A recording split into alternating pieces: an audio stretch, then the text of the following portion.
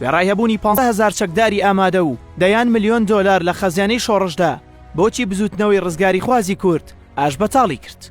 سالار ڕەشید لە کتێبی ئەو کاروانەی بۆ هەواری ئێمە نەچوو دەڵێت حیزبی بەعس لە حەڤەی تەموزی ساڵی 1968 تازە هاتبوویەوە سەر حکم و ئەمە جاری دووهەمیان بوو کە دەسەڵات بگرنەوە دەست.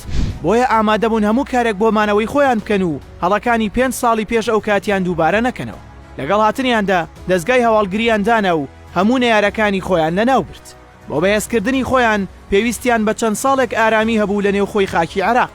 بۆیە دەبوایەت فەنگەکان لە کوردستان بێدەنگ بکەن تاکو لەسەر ئاستی نێودەوڵەتی پشتیوانی مادی و معنەوی بەدەست بهێنن. کەواتە بنەمای ڕێکەوتنی حکوومەتی عێراق لە 11 ئازاری ساڵی 1970 هاوسەنگی نێوان هێزی ئەو دوولایەنە بوو نەک بڕوابوون بە چارەسەری کێشەی میلی کوردستان.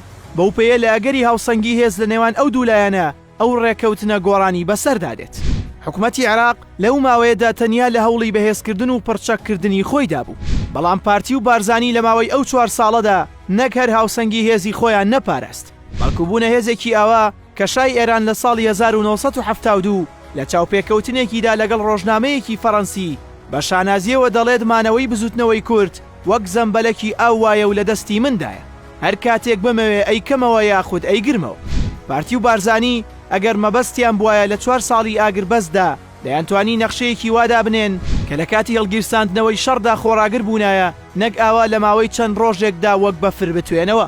ئەو بزوتنەوەی ئەوەندە کات و ئیمکانیاتی ماڵی و چەک و چۆڵی لەبەردەستدا بوو کە بتوانێت سوپایەکدا بمەزرێنێت و ئامادەی بکات.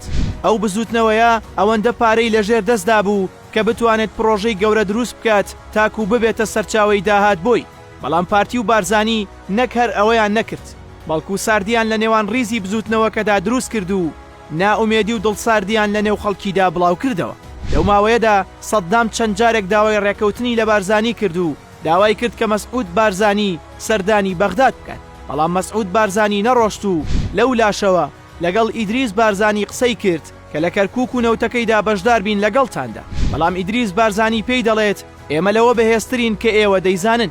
وەیە سەرنجام لە ڕێکەوتی 6 ساڵی 1975 ڕێکەوتنی جەزائیر مۆر کرا و بەپێی ئەو ڕێکەوتنە عێراق نیوەی شەتڵ عەرەب و هەندێک ناوچەی دیکەی دایە شای ئێران و ئێرانیش لە بەرامبەردا وازی لە هاوکاری و پاڵپشتی بارزانی هێنا.